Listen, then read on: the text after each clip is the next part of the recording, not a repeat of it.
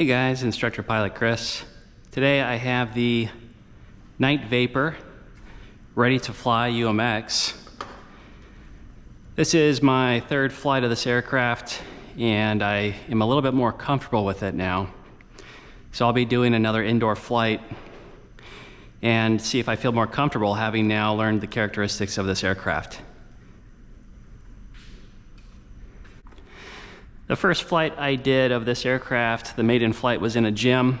I wasn't quite prepared on the speed. I thought the aircraft would be a little bit slower. It is slow. I just, however, expected it to be slower and I wasn't prepared myself.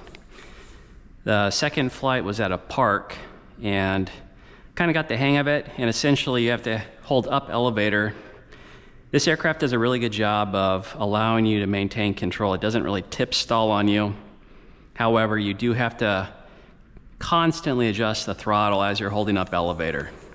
So I think I've understood the concept. That doesn't mean I'm good at it, but now I have this really nice environment here.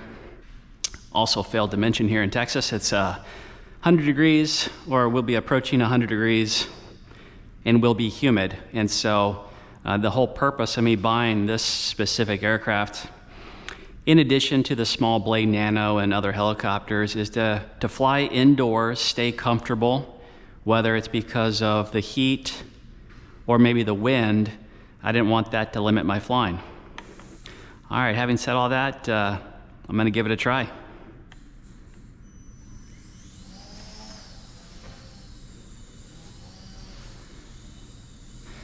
Now this room is not as small as the gym that I was in for my first flight, so this is not an apples to apples comparison. However, this is still a small area. This would have been smarter to have tried flying here for my first flight. I think I got a little ambitious. Having seen others online fly in small areas, I said, hey, I can do that.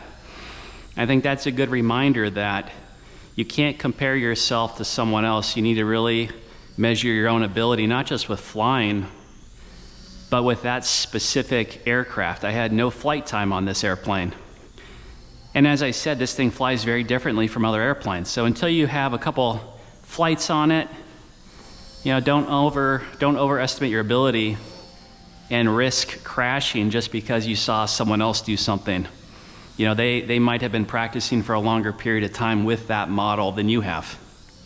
So I can already tell you, I feel a lot more comfortable with this. I know I can still make an error, so I am trying to be cautious. But flying in a space like this, I feel very comfortable to the point that I think I'm gonna try to do a touch and go off this pool table. So do like a crosswind, right downwind, base, boom. There we go. Now I think I'll need a little bit more room to take off. I guess that wasn't quite a touch and go. That was more like a full stop landing. We'll give that a shot though. We'll try that again. We'll try to do a touch and go this time. All right, here we go.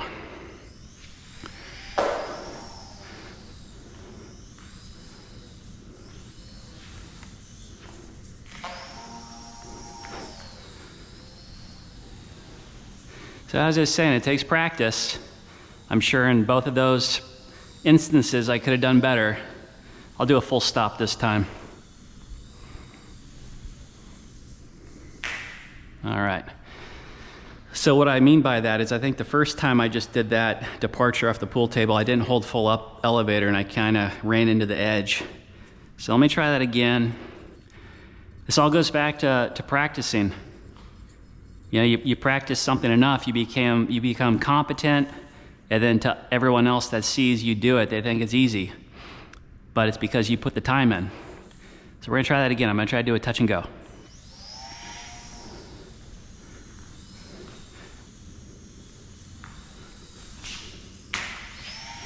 There we go. So that time I came in at a little bit of a lower elevation.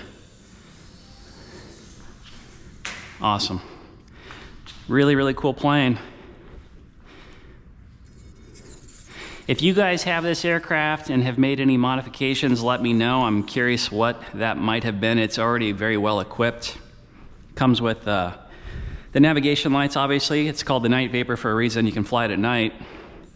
I've already had some good recommendations from you online saying that there are battery upgrades to a higher milliamp and a different C output to get better performance. So that's something, because of your comments, I plan to look into.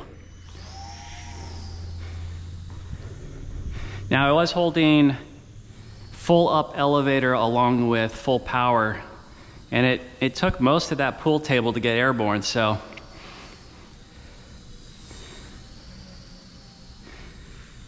So it is not a helicopter, it is still an airplane, and it's phenomenal performance to allow this.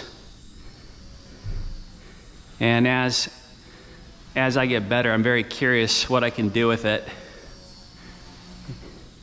You know, the problem is I want to challenge myself and do things, but I don't want to break it. But I kind of want to go behind this pillar. Oh, it's happening. Oh, lost control of it there for a second. Did not hit anything.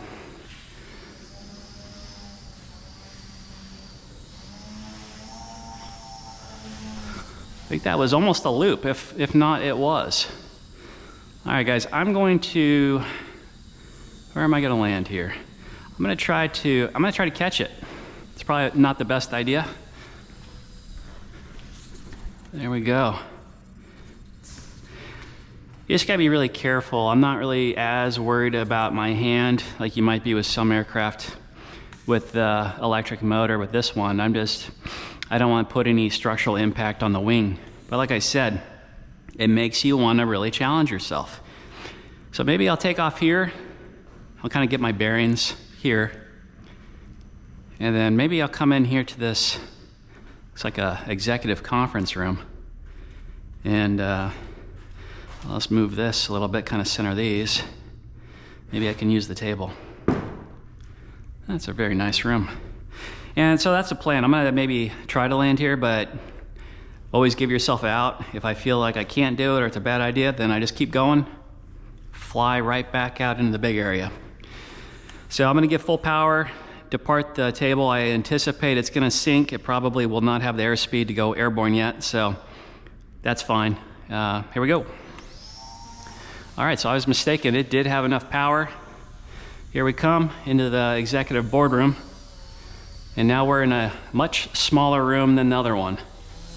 Now there is no wind current, so that's the good news. It is a pretty stable environment. I don't know if I can land on this table though. Ooh, whoa, that was close. All right, I'm not gonna try. I don't wanna break this thing. I'm gonna come out the way I came. There we go. Go into the bigger room here. You can really control the airspeed based on your throttle input and whether you hold up elevator or not. If you want to make it really fly slow, you can see that I'm holding a ton of up elevator and throttle to really get that to hang on the prop like that. There we go. Or if you want to just release it, you can see it's much quicker. And actually, your throttle setting, if you're just flying normally, your throttle setting is really low. It's probably at 1/3. So you're gonna get really good endurance out of this, depending on how you fly it. But for a $6 battery, and this is not the upgraded battery that I was mentioning is possible, just to have a standard stock battery, this thing gives you really, really good flight time. Guys, please like and subscribe. I am trying to grow my channel. I continue to look at new models. Please drop a comment if you have any input on the Night Vapor, or if you have any questions for the Night Vapor. I'm happy to research that and give you my feedback based on the model and my experience with it. But this is awesome. I recommend this product. I think it was $100 for the bind and fly. Around $140 for the ready to fly. So for $140 to have a plane that's ready to go, where you can literally just go in your front yard, backyard. If you have a nice size house with a living room, you can sit there and fly this thing. It's pretty cool. And I haven't really shown many other people, But I imagine that, you know, if you had a party or something, this would probably blow them away. You know, especially when you tell people that this is not a drone, it's not on its own. They're, you know, I don't have the gyro on. This is just hand flying, kind of old school flying RC airplanes. It's pretty cool. So I'm going to bring it around and land on the pool table, and I'll see you in the next one.